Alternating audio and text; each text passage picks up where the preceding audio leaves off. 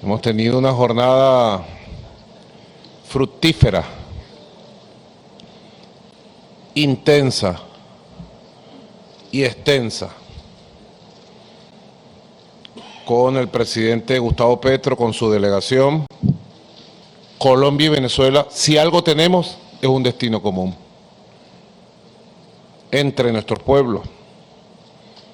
Y los gobiernos estamos obligados, en la diversidad de nuestras visiones, siempre a trabajar por el bien común de Colombia, por el bien común de Venezuela. Y bueno, hemos avanzado en diversos temas que tienen que ver con el fortalecimiento de la visión multilateral desde nuestro continente y en general hacia el sistema de Naciones Unidas. Y seguramente de aquí en adelante, en lo que resta de este año 2022, habrá buenas noticias para ambas poblaciones y seguramente iremos encaminando del 2023 en adelante los pasos de integración y de fortalecimiento entre las relaciones de nuestros pueblos, de nuestros gobiernos y de nuestros dos países. Presidente Gustavo Petro, usted siempre será muy bienvenido a la patria de Bolívar, a nuestra hermosa patria. Gracias, muchas gracias. Gracias, señor presidente de la República Bolivariana de Venezuela, Nicolás Maduro Moros. Primera combatiente, Cilia Flores de Maduro y sus hijos, Nicolás, que se llama como mi hijo y nacieron en la misma fecha. Vicepresidente de la República Bolivariana de Venezuela, Delcy Rodríguez. En estas horas, indudablemente pasamos desde los problemas de vecinos hasta hablar del mundo y sus problemas también cada vez más agobiantes. Es antinatural, en términos más humanos diría antihistórico, el que Colombia y Venezuela se separen. Alguna vez ocurrió en un mal momento. Y no debe ocurrir porque somos el mismo pueblo, lazos de sangre nos juntan. Es difícil diferenciar en las herencias de los colombianos, sobre todo en la frontera, de los venezolanos que recibieron a millones de colombianos hace décadas aquí. Es difícil diferenciar genes de uno y otro pueblo, somos lo mismo. Estamos mezclados por la historia, por una raíz común y por la sangre. Por tanto, separar las naciones se convierte realmente en una aventura suicida. No utilizaría peyorativos que bien merecerían, porque cualquiera que sean las formas políticas que se adopten en una u otra nación, la amistad de los dos pueblos debe mantenerse. Eso nos lo enseñaron los europeos, que se mataron por decenas de millones, 17 millones en la Primera Guerra Mundial, 50 en la Segunda, y hoy han entendido que su camino es el buen vecino en primer lugar, los comercios que se fortalezan entre el vecindario, a eso le llaman globalización paradójicamente, y la articulación en una política común incluso, en una integración que va mucho más allá en Europa que la que hemos logrado en Latinoamérica. A pesar de nuestro discurso, los europeos han hecho más. Por tanto, aquí después de varios años, 6 dice la prensa, vuelve un presidente colombiano y un presidente venezolano a juntarse y hablar. Creo que debió ser casi que semanalmente y no esos 6 años, pero aquí estamos, para recomenzar un camino que es difícil, pero que hay que andar. Ese camino comienza por reconstruir la frontera.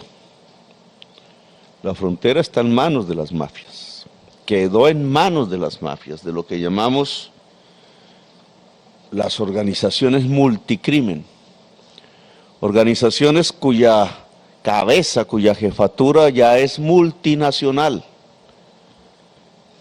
que es la expresión de un fracaso en algo que se llama la guerra contra las drogas, que comenzó hace 50 años y lo que nos ha dejado hoy es desestabilización democrática, 1 millón de muertos en América Latina y territorios que realmente se han perdido, tanto para las sociedades como para los estados, hundiendo incluso a países enteros en crisis a lo largo y ancho de esas rutas de tráfico.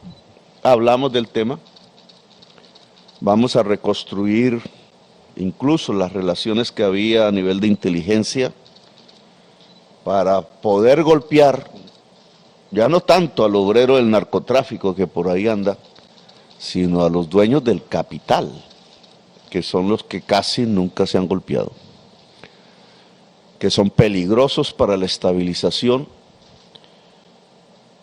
política, que además demanda, ojalá, una gran conferencia latinoamericana de presidentes para reexaminar el fracaso que en las últimas 5 décadas hemos cometido. No nos ha dejado sino muertos, sangre, cárcel, muertos aquí y muertos en los Estados Unidos. Ya alcanzan una cifra de casi 110,000 muertos por año por una sustancia que ni siquiera se produce en ningún rincón de América, que es el fentanilo. Hemos hablado entonces de que esa frontera recobre su vigor comercial. Planteamos hacer una reunión de empresarios colombianos y venezolanos en Cartagena. Vamos a que sea en Cartagena, devolviendo nuestra visita aquí, para que ellos mismos construyan los lazos de manera libre, que fortalezcan las bases de un comercio ojalá poderoso, ojalá plural, donde el pequeño campesino pueda llegar aquí, donde el pequeño campesino de aquí pueda llegar allá, un comercio también popular, de las economías populares. Hablamos un poquito más allá de llevar como una política común a la COP la defensa de la selva amazónica. Como todos ustedes saben, la selva es un pilar entre 4, fundamental del equilibrio climático del planeta.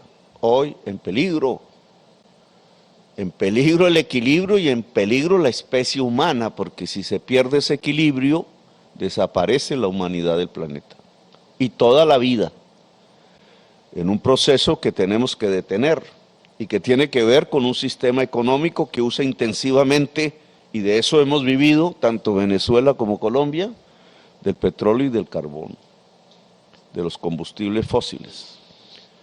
Un esfuerzo común de los países que tenemos responsabilidad sobre la selva amazónica en la COP27, que se reúne la otra semana en Egipto, es uno de nuestros acuerdos. Que Venezuela nos ayude, nos ayudemos mutuamente, ojalá Brasil se integre porque es fundamental y determinante a una lucha que tiene que ser de la humanidad, que es la defensa, la revitalización, la recuperación de la selva amazónica como un pilar climático fundamental para la existencia humana. Hemos hablado del fortalecimiento de la comunidad andina. Algún día Venezuela fue parte fundadora incluso con Colombia. La comunidad andina fue la plataforma que permitió de alguna manera la industrialización leve de nuestros países, el balbuceo industrializador. Al debilitarse, se debilitó los procesos de industrialización y terminamos en una situación negativa para todos los países que hicimos parte de esa comunidad andina. Ahora queremos invitar a Chile, a Ecuador, a Bolivia, a Perú, a que acepten el reintegro de Venezuela en la comunidad andina como miembro con todos los poderes, con todos sus derechos y deberes. Igualmente hemos solicitado, ya lo discutirán ustedes, el que Venezuela pueda integrarse al sistema interamericano de derechos humanos. El sistema interamericano de derechos humanos en la práctica es la democracia liberal. Esta es la Convención Americana.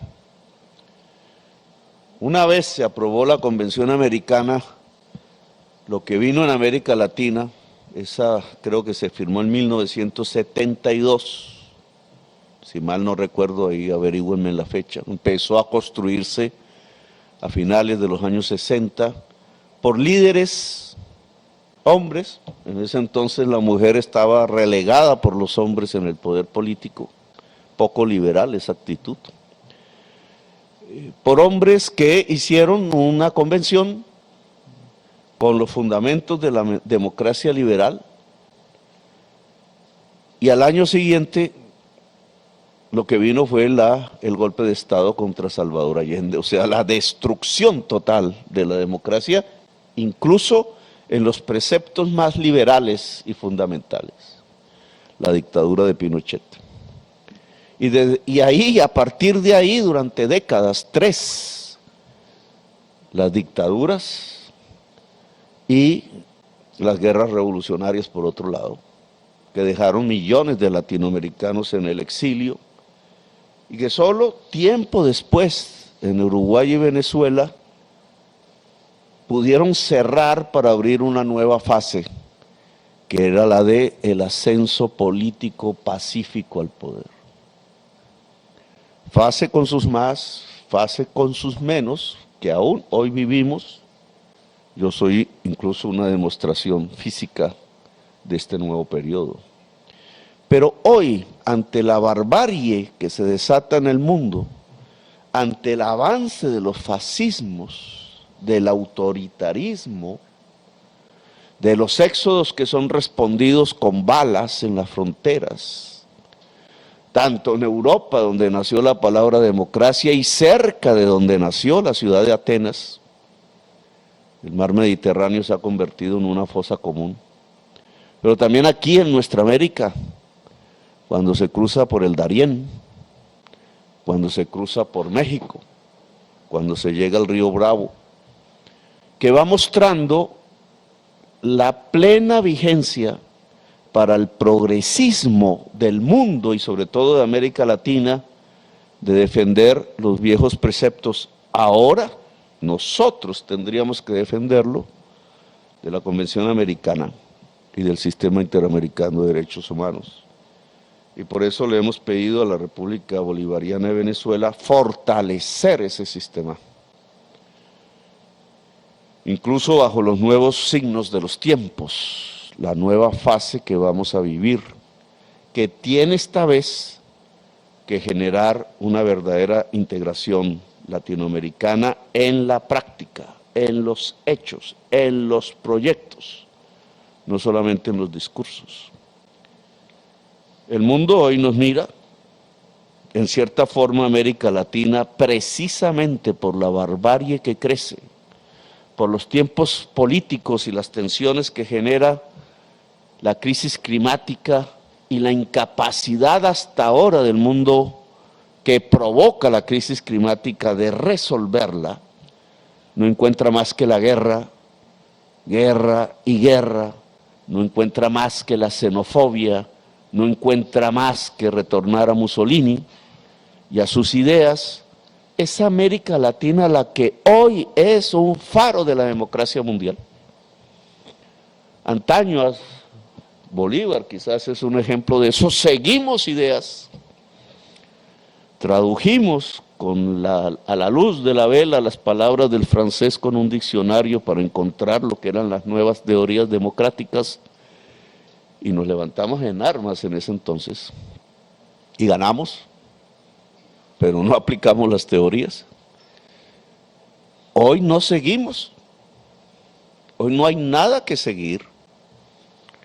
Nada en el mundo nos está diciendo, tradúzcanme con el esfuerzo de la luz de las velas o de las luces hoy LED. Ahora nos toca a nosotros. Hoy, en cierta forma, vamos solitarios, pero podemos ser una antorcha, un faro, si queremos. Y creo que nos corresponde el turno de ser faro. Y en esa medida, integrarnos, ubicar los cauces de la democracia, vincularnos al pueblo sin el cual nada es posible y poder alumbrar otra vez un siglo de las luces que se necesita, porque si no aparece un siglo de las luces en este siglo XXI, lo que viene es la extinción. Y entonces tenemos un papel que cumplir, un esfuerzo que hacer. Y por eso nuestras solicitudes a nuestra hermana república y vecina, a nuestro pueblo común, de juntarnos en este esfuerzo que comienza, que debe hacer y debe construir historia mundial, para lo cual tenemos que ser audaces, dialogantes, seductores, abiertos, amplios, porque no tenemos ninguna receta sobre la cual guiarnos, la única, el instinto, la única, nuestro propio pensamiento, la única, nuestra propia histórica, la única, la experiencia mundial, sobre ellos prender la antorcha para gritar democracia y libertad. Y esa es nuestra invitación, así que gracias por estas horas y seguiremos en estas discusiones, debates y encuentros de una hermandad que nunca debió ser quebrada. Gracias.